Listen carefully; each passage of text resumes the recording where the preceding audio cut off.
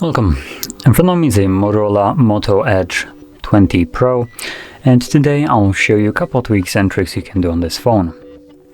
So we're gonna get started with the dark mode, or dark theme as it's called in here, which allows you to set up a dark mode. As you can see, everything right here is kind of in this dark mode, apart from basically notification panels, settings and stuff like that. So to change this, we can navigate into the settings, display, and then either tap on it right here to turn it on permanently.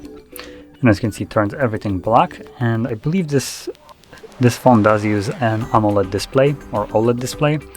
So having this enabled will also give you a little bit of an extra battery boost. Now this is nothing really significant, so don't count on like having additional half an hour, or well, not half an hour, but like for instance 5 hours additional battery life, stuff like that. This is just maybe like half an hour or so. The reason for the battery boost in just the slightest way is because anything that is fully black like this, the screen doesn't need to be lit up behind it. All the displays have each pixel individually lit, so everything right here all around is turned off completely in terms of brightness, and because of that it saves battery. Now additionally, for the people that still want to have some kind of light mode and dark mode action, you can navigate right here, which is besides the little toggle, and turn it on as a schedule. So this will turn the dark mode on during nighttime and turn light mode on during the daytime, and gives you the best of both worlds experience. Now moving on to the next option, it's going to be the attentive display, which also is located under the display settings right here under advanced. Just simply scroll down and we should find it somewhere in here. There we go, attentive display. And basically what this does is using the front facing camera, it detects if you're looking at the phone or you're not. And as long as you are looking at the phone, it will not put it to sleep. So all we need to do is allow it, enable, and there we go. And now it will basically constantly detect your face. If it can't detect it, it starts the typical countdown for the screen timeout. Moving on to the next option, it's going to be the split screen. Fairly simple, but still might be useful for people that like to multitask with the different apps. As an example, my personal favorite one is YouTube, because we can open up YouTube right at the top, and then we can also open up browser at the bottom and utilize browsing the web while listening to something on YouTube.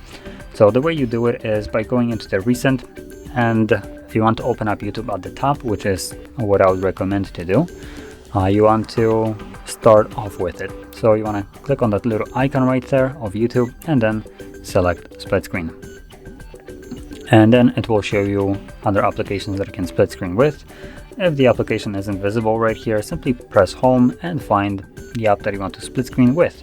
Now I'll mention not every app is supported by split screen. As an example, there we go, camera isn't, as you can see, but majority of them are. Now I'm gonna select Chrome for this, and as you can see, I'm right now split screening two different apps. Oops, I just closed Chrome, there we go. So I could play some video right here and continue to use the browser, and even if I go home, it will continue to play the video right at the top because YouTube is still basically open. And the way you close it is just swipe it out of the way. There we go. Now moving on to the next option, it's going to be the refresh rate. By default, Motorola actually does a nice thing here, which is setting it to smart. So we can find it under the display advanced, and scroll down to display refresh rate, or not smart but auto. So as you can see, we have auto, which is phone basically determined from decides which option it will pick. And we have also the hard cap of 60 and hard cap of 144. So here comes the options that I will basically give you. Auto is good for the people that want to use 144 Hz, and I don't recommend you to actually set it to 144.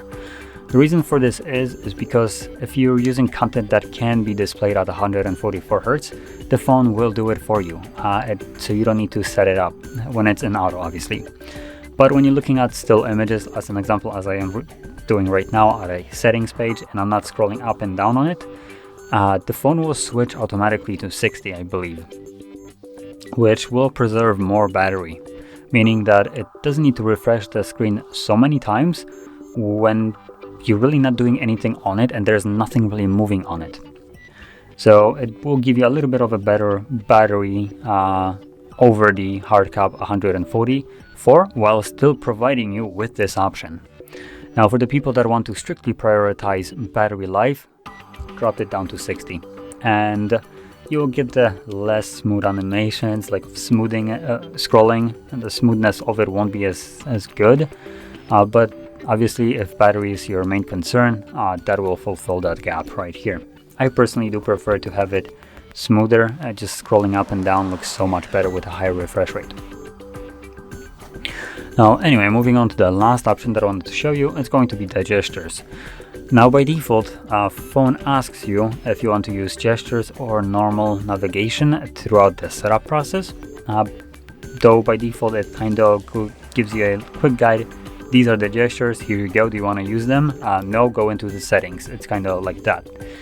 So right here I have the button navigation, so assuming I want to change it, all I need to do is go into the main settings page right here, scroll all the way down to system, select gestures, and then choose system navigation, where I'll find gesture navigation. And obviously for the people that want to turn off gesture navigation, you just need to switch it to 3-button navigation instead. But I prefer to have gestures, so that's what I went with here. Anyway, this would conclude all the tweaks and tricks that I wanted to show you, and if you found this video helpful, don't forget to hit like, subscribe, and thanks for watching.